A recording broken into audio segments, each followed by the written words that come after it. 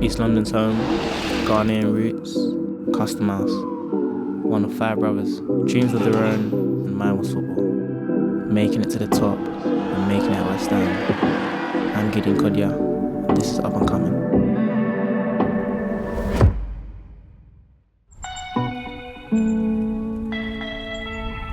All my brothers played football when I was growing up. My memories are literally just me playing with them in either Newing Cage or Condy Park. We used to come to this cage after school, get our ice creams, and then play a five-a-side. My brother took me to my first Sunday league team called Ward-Falcons. That's kind of where my football journey started. Ward-Falcons was a really good team. I used to score a lot of goals. I was a striker. Times like that just bring back good memories. I grew up in Custom House. It was a very, very harsh area. A lot of knife crime and just crime in general going around my area. It was hard to just try to keep out of it, but my parents done a really good job of not letting either one of us fall into that life. The journey of my family's been tough. We lived in a 3-bedroom house. There were 7 of us, so there was literally 3 people in one room. Back then, I loved it because it made us all close. Yeah, in Ghana, they also came from humble beginnings. I haven't been to Ghana since I was really young, but what I can remember of it, I loved it. My family, they mean everything to me. They've helped me since I was young and they still help me now. Joe is extremely hardworking. When it comes to sport or just anything in life, we're very competitive. We push each other and we inspire each other. Hopefully that could just spiral us to the top. Gideon was always the special one out of us. Growing up, he's always been a hyperactive one. Always running about, always into sports. Football's always been his first love. From an early age, Gideon showed potential. A dream to make it to the top.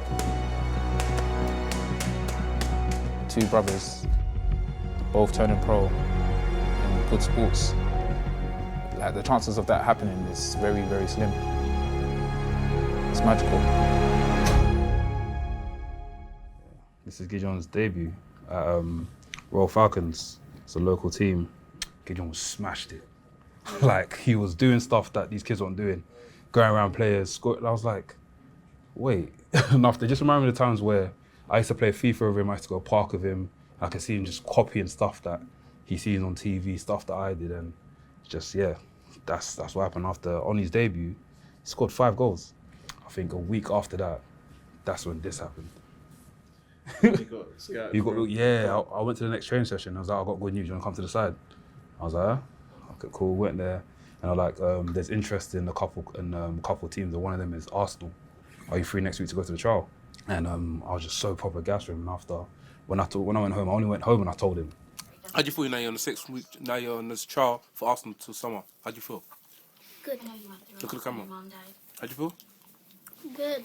Are you sure? How happy are you? Show me by your face.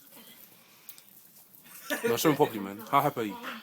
The academy journey is really scary. Like, for me, it was really like a situation where you, as a parent or brother, you always worry about your academy player because you just never know what's around the corner, and the sort of things that they have to fight against. You have to fight against puberty. You have to fight against mental health, like rejection, acceptance, and you've got to balance the highs with the lows, really. And taking this back to Gids, I feel like throughout his academy journey, handled that really well. I remember the Arsenal one exactly, because they pulled us into a meeting room and they basically told all the parents that had their thing, they left. So I knew it was us left, so they told us and was like, yeah, I don't know how I'm going to tell him.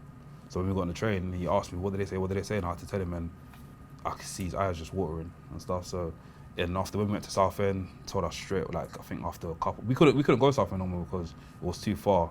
It was at Chelsea for a bit, that kind of died. Then he went to Norwich. He went to Crystal Palace. Crystal Palace was straight, yeah. Then Norwich is what was long because he was getting back and forth to Norwich, and it wasn't. Yeah, they told him like I think after a couple months, right? They told him it's done. And after he literally, that's when Gideon said, you know what? I took it personally. He went and just started training, like doing crazy hours, putting in mad work, going any training as possible. He was even doing futsal at one point. And yeah, Gideon was just on it.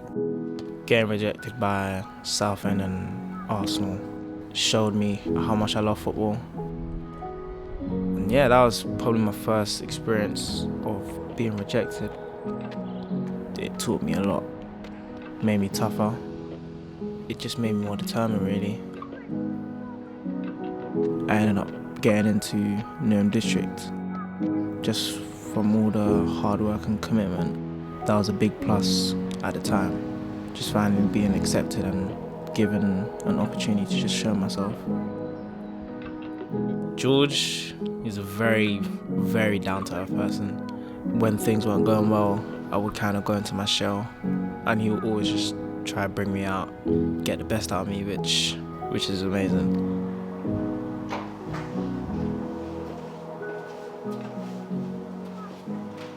I met Gideon when he was 8 years old. It was a kick satellite session in Canning Town area. Gideon showed a lot of potential as much as other players. He had a lot of physical attributes. He was quick, very strong. He was always making late runs and scoring goals. I saw a lot of improvement and a lot of potential in him. I recommended him into the West Ham Development Centre. He was assured of himself as well. He knew what he wanted, and he was like, George, believe me, take me West Ham, send me West Ham. I'm confident I can take it with both hands. He went on trial at West Ham. After 2 or 3 weeks, I got the call saying that they want to sign him. So yeah, I was really pleased for him. He's liked by everyone. He's very likeable, he's very approachable, he's polite, he's friendly. He just comes across mature. He'll say hello, greet all the coaches. I think he's done so well to just progress and become a young man, and he still maintained that through from the age of 7 or 8 years old all the way now to 19. He always wants more, he always wants to get better, and he always wants to do himself and his family proud. I trust his ability, and I know he will continue to progress.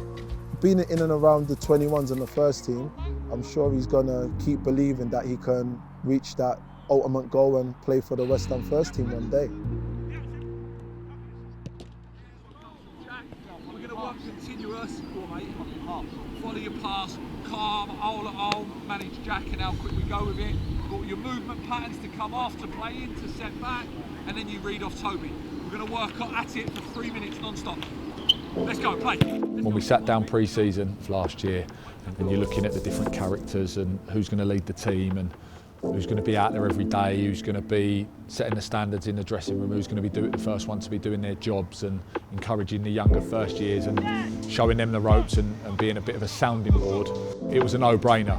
Me, Kevin, Mark sat down and decided that Gids was going to have the armband for the year, and obviously he was so proud. He was so proud when he was given that. It's an honour, isn't it, to be captain of the under-18s. I think he grew into the role incredibly well. I'm not going to say struggle, but he found it a little bit of getting used to. He wanted to find his own way. He's not a screamer and a barker, but he really did lead by example. He sat down, he had a meeting with Nobes and had a chat, and what is it like? What's it like to be a good, successful captain? He read some books, he listened to some podcasts, so yeah, he found his way. It was amazing to see him lift it. It really was, and that age group I've come through from sort of 13s all the way through, so to see him all, and I've got a special bond with all of them players, but to see him lift it and to see the utter relief, what a feeling like for him, and have his mum and dad and his brothers and everyone in the stand. It couldn't have happened to a better person, because talk about hard working, dedicated, doing it properly every day. that sums him up, and to be rewarded with that was amazing.